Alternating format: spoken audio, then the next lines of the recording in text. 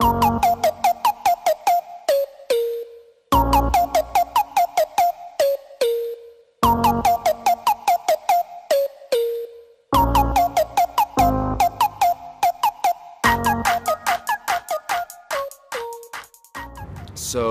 we're gonna go into tips straight off the bat.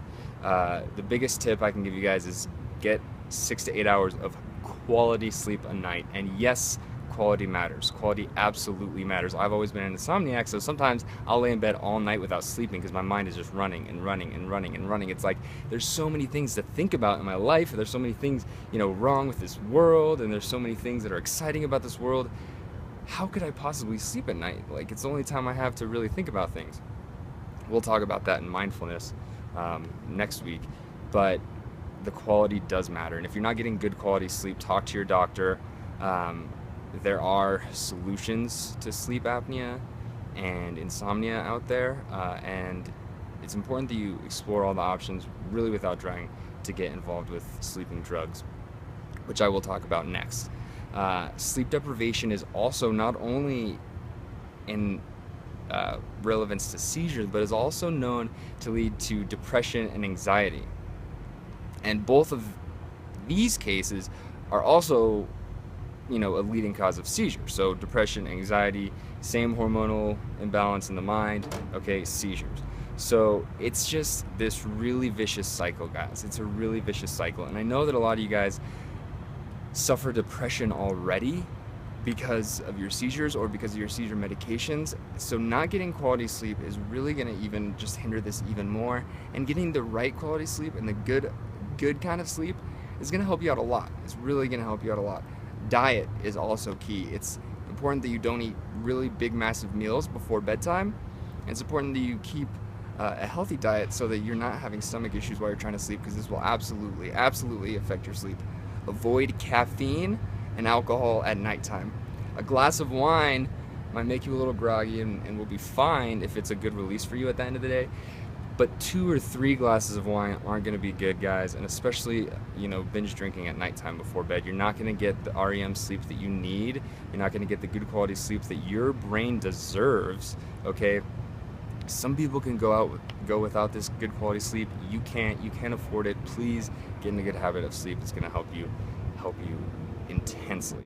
Exercise regularly. Exercise is a very helpful component in helping you sleep at night. It may require your body needs a little bit more sleep because it's exhausted, and it kind of needs that regeneration of the muscles and of the mind, because you do exercise your mind when you're exercising your body, which is a great thing. Just because you're more tired does not make it a bad thing, guys. This will also help you actually fall asleep at night because your body needs that rest. Your body knows that it needs that rest, and it's going to crash out. Avoid doing this late at night, though. Avoid doing it past hours of 6 or 7. Honestly, I can't even exercise around 5 or 6 because sometimes my workouts will last 2 hours, sometimes they'll last 20 minutes, sometimes they'll last 30 minutes. If I get a really long exercise in, though, my adrenaline just ramps up. My heartbeat starts going, my BPMs get higher, and it makes it hard for me to sleep because I'm so energetic before bed. So try, especially if it's cardio, high intense interval training, or some kind of intense exercise, really try to push this off in the morning or the middle of the day rather than late at night. Intense exercise is much better done in the morning when you have that mental willpower to get it done and get it done hard, and then you'll be able to crash out at night without any sleep problems at all. Make sure it's quiet and dark when you sleep. Believe it or not, guys, the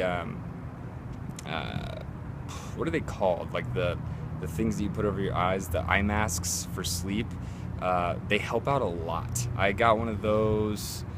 My parents went on a cruise and they brought me back one because my mom knows I have terrible insomnia, and believe it or not, really helps me sleep at night. I don't know if it's, a lot of times I'll sleep with just a pillow over my eyes because I for some reason, something about that pressure really helps me go to sleep. But the eye mask, believe it or not, really helps me. And that's just something, it might be kind of weird, but they help a lot. And it's an all natural way to try out, a little bit better sleep habits to get some good quality sleep at night. Schedule is huge. Schedule is key. Go to sleep at the same time every night. Start relaxing your mind and your body at the same time every night. All right, if you go to sleep and you know you have insomnia or you know you have problems falling asleep, set a time. It's 2 hours before you go to bed, or an hour before bed, 30 minutes before bed, whatever you need, and start relaxing. Start getting your mind ready for sleep. Start going through the routine that you do usually to go to sleep. This is extremely important that you're on a habit, because again, guys, those sleep-wake cycles, those are the things that really take away from your sleep. When they change a lot, it's going to take away from your sleep. If you stay on an inconsistent habit, whether you're exhausted or not, it's likely that your hormones are going to be off balance, and even if you do pass out because you're exhausted, you're still not going to get that really good high-quality sleep through the night. So get on a schedule. Sleep the same hours every night. This is going to help you tremendously. Turn off your computer and electronics. This is something I can't stress enough, because I work in IT, so I'm up sometimes at all hours of the night, trying to fix something that's broken online, or even watching videos or whatever it is. There are apps that you can use, like nighttime mode, Seizure on your computer. If you have to be watching a movie or something, turn the brightness all the way down, because that stimulus from your eyes goes straight to your brain, really stimulates your mind, and makes it virtually impossible to go to sleep. Take a warm shower before bed. What this does is it will warm up your body, and actually the internal temperature of your body will be warm. And then when you get out of the shower, the external temperature will be much less warm. It'll be nice and cool. So this variance in temperature and body temperature, the human body actually likes to sleep under this condition. So when your internal temperature is warm and the external temperature is a little bit more cool, it's proven to actually help you fall asleep and help you stay asleep a little bit better. People tend to sleep better that way. So try taking a shower. It definitely works for me. My biggest key and tip to you guys, and this may not work for you, it may work for you, is to read. Now, every time I pick up a book, I tend to fall asleep, and I have really bad insomnia. It's so hard for me to fall asleep, but for some reason, when I pick up a book and I start reading, my eyes get tired and they get groggy, and they just boom, and I'm out. Now, I use a Nook to read, and it is actually an Droid. It is actually a Droid. It's not a Droid. It's a Samsung Galaxy tablet, and it's Nook, so it's just loaded with Nook software. So what I do before I go to bed is, and don't find your most stimulating book. If you want to read something that's super, super interesting, save that reading for during the day, because if you get really into the story and you get really excited about it, it's likely that that'll keep you up all night too. But the reading actually does make your eyes a little bit more tired, help you be groggy, and just kind of crash out. What I do with my Nook, and I don't like having a light on and then having to read and get in those awkward reading positions with books and holding it in your hand. And then you have to turn the light off when you're ready to go to bed. I like to use the Nook, and I have a really cool case for it, and I'll show you guys, that goes up and stands, so I can lay in my bed like I'm going to sleep and just put it there, flip the screen so that it's horizontal, so that I can read it that way, and then I turn the brightness all the way down so that it doesn't stimulate my eyes too much. I'll start reading, and before I know it, I get groggy and I pass out. Now, a note on sleeping pills. I think this is something that's extremely important when it comes to sleep.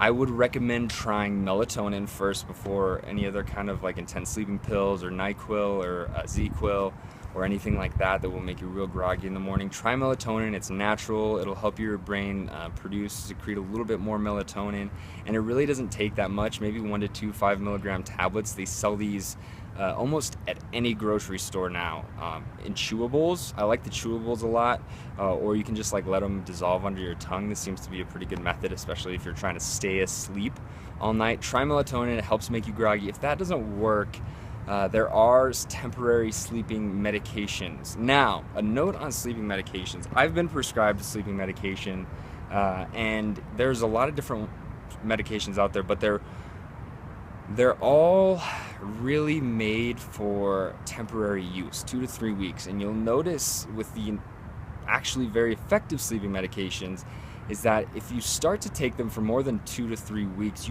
you will get dependent on them, and you will need to take them before you sleep, which is not what they're intended for, because they can have some really hardcore side effects, including seizures, which you don't want to be a side effect of your medication. Consult with a doctor, see what your doctor says about it.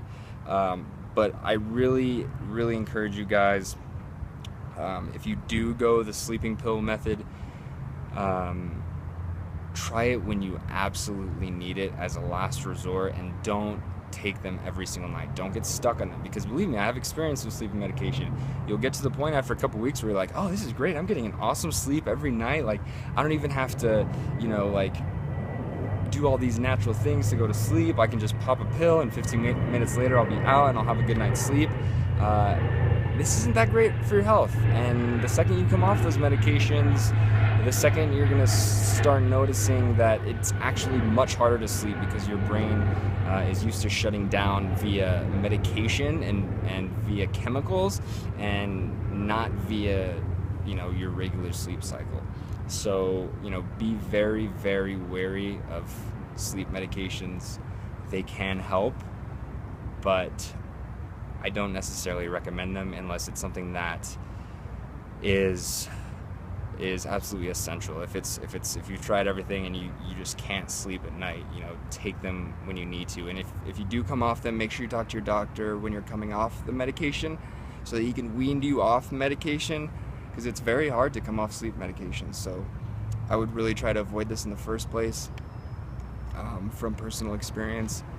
And if you're trying to come off them and seek those really more productive alternative natural methods to sleep, make sure you're weaning yourself off the sleep medication. Sleeping pills are known to trigger seizures, so coming off them, it's definitely going to do the trick. So definitely be careful with sleeping pills. Okay, cannot stress that enough. I hope you guys enjoyed this video. I hope that you get something out of it. Sleep is something that is so difficult for me, and I've been trying to hack into my body and my mind to figure out the methods that work for me. You know, I found a lot of methods that don't work for me, that work for many people across the board.